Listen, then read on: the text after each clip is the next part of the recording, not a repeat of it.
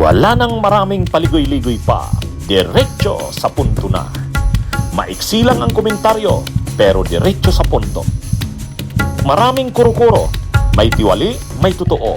Dito, sa puntong diretso tayo. Punto, diretso. Mga kabunyog, nakikiusap na si Marcoleta. Huwag naman daw siyang isuspende. O yun. Mga kabunyog, ano? Makikita mo si Marcoleta kanina. Makita mo tahimik, hindi nagsasalita. Parang nag-sink in na sa kanya ang lahat. Parang nag-sink in na sa kanya ang lahat, mga kabunyog.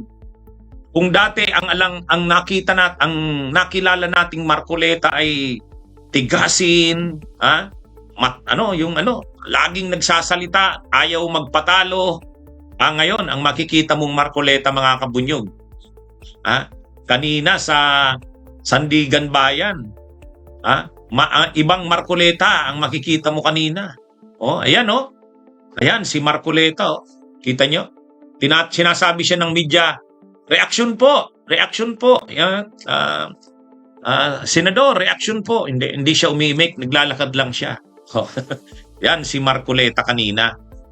Siguro, umaabot na rin sa punto na nakikita niya, noon kasi akala nila ni Mike Defensor, hindi mangyayaring makukulong sila, di ba? Hindi nila iniisip ni Mike Defensor yun. Ang sabi nila, wala yan. Wala namang matibay na ebidensya sa amin. Wala naman kalatoy-latoy ang kaso na yan. Paano naman naging plunder yan? Di ba? Ganun. Tapos, mayabang noon. Yung kaarugantihan ni Marcoleta at saka yung yabang niya, hindi mo na makita kanina. Hindi. Siguro, dahil alam niya rin naman, wala na siyang magagawa. Ano pa naman magagawa niya? Nakakulong na eh. So, ano yun? Makikita mo sa kanya, tahimik siya, ano yung mukha. Pero siyempre, pag sa panahong nagsusulo-sulo na yan si Marcoleta, nare-realize niya dyan. Nare-realize niya dun siguro dyan. Yung matagal niya na kasing pagpapakilala na siya'y matigas, matapang, hindi mo siya pwedeng turuan, parang siya lagi ang tama at arugante, no? Ano yan? Nakaharap ko na yan, di ba? Minsan sa House of Representatives, nagpapaliwanag ako, isang bitiw ko ng salita, mayroon na naman. Hindi ka naman papupurmahin niya ni Marcoleta. Kaya ang ginawa ko niya noon, hindi na lang ako nagsalita. Pero nung sinabihan niya ako, I want him to apologize, Mr. Chair. Pinapa-apologize ako sa sinabi ko tungkol sa kanya. Ay sabi ko, I'm sorry, Mr. Chair. I will not apologize. Pero hindi, ganun talaga. Si Marcoleta talaga yung kaya nga si Loren Legarda takot na takot ngayon. Bakit takot na takot si Loren Legarda ngayon? Kasi kung si Marcoleta na tigasin, kung si Marcoleta na malakas ang suporta, may naka-back up na malakas na sekta ng relihiyon, pero napakulong. Kaya ano yan? Kaya ano ito? Pero ngayon makikita nyo sa kanya, kanina tahimik, relax, naglalakad. Naglalakad. Ayaw niyang mag-comment, pinapa-comment siya ng media. Siyempre, ayaw niya. Ngayon, mayroon siyang motion, mga kabunyog. Mayroon siyang motion. Payag, wag naman daw siyang isuspindi. Wag naman daw siyang isuspindi bilang senador. May motion siyang ganun. Nakikiusap siya sa Sandigan Bayan. Naghain si Marcoleta ng manifestation to withhold suspension matapos pagpaliwanagin ng korte kung bakit hindi dapat siya suspendihin bilang senator kaugnay ng kinaharap niyang mga kaso. Naghain din si Marcoleta ng motion para i-dismiss ang kaso laban sa kanya. Kaya lang mahirap pagbigyan yan. Mahirap pagbigyan yung motion niya na yan na huwag siyang isuspend. Kasi nakalagay sa batas yan eh. Sa ating Anti-Graft and Corrupt Practices Act at sa ating Anti-Plunder Law, nakalagay doon, sino man na may kaso sa ilalim ng batas na ito, Anti-Graft at saka Anti-Plunder Law, habang ongoing ang trial, ibig sabihin pending pa ang trial, ibig sabihin ongoing, ipi-preventive suspension ka. Ibig sabihin, kung senador ka, hindi ka na muna makakagampan ng trabaho mo bilang senador. Ang tawag doon, preventive suspension. While the trial is pending. Ang linaw-linaw sa batas niyan. Nakalagay yan. Nakalagay yan. Ha? Yan, kaya nga 'di ba, nung nakulong si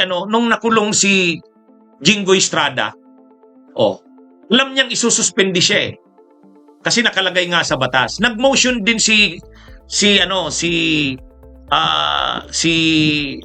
Estrada, si Jinggoy, na wag naman siyang isuspende. Pero hindi. Sabi ng Sandigan Bayan, ang batas ay batas. Nakalagay sa batas yan eh. Ang linaw-linaw. Bakit hindi susundin? Kaya mahirap yon. Yung hiling ni Marcoleta na wag siyang isuspend bilang senador, wala yon. Kasi nakalagay sa batas. While the trial is pending ang trial, ongoing ang trial. Kasi yung suspension kasi doon, hindi pa naman yun penalty. Hindi yan suspension dahil penalty yan sa'yo. Preventive suspension yan. Ang ibig sabihin yan, para hindi mo magamit yung posisyon mo na maimpluwensyahan yung mga testigo, madoktoran mo ang mga ebidensya, huwag ka munang gumampan ng trabaho mo bilang senador. Ibig sabihin, suspended ka. Hindi ka muna gagampan ng mga functions mo bilang senador. Preventive suspension yan. Yan ang nangyari kay Jinggoy. Kaya di ba, suspended si Jinggoy eh. Preventive suspension. 90 days.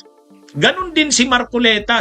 Yan, preventive suspension yan. Kaya lang nakikiusap si Marcoleta. Hindi ko alam kung anong gagawin, anong grounds niya. Bakit maiiba siya?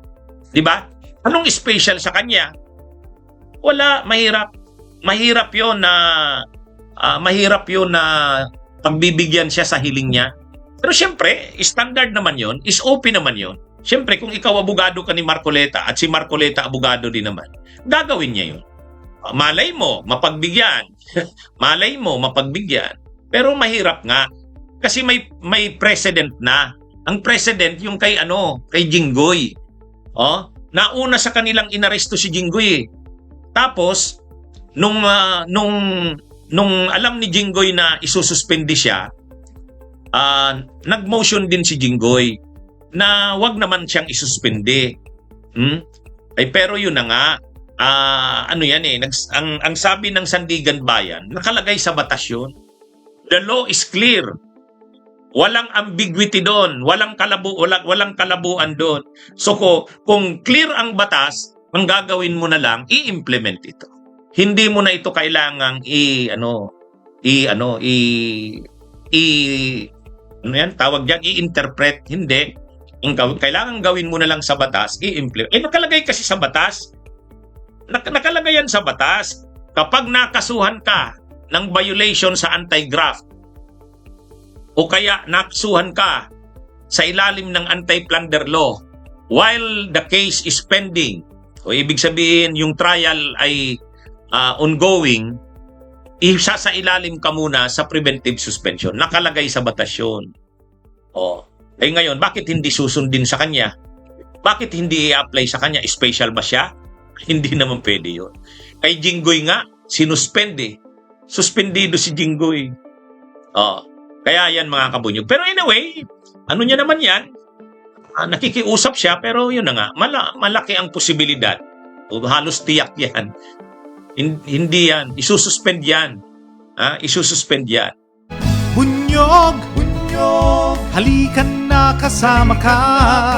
Bunyog, kapag buklod ay may pag-asa. Luzon, Visayas, Mindanao, isa ang pananaw. Sa bagong Pilipinas ang bunyog isisigaw. Bunyog.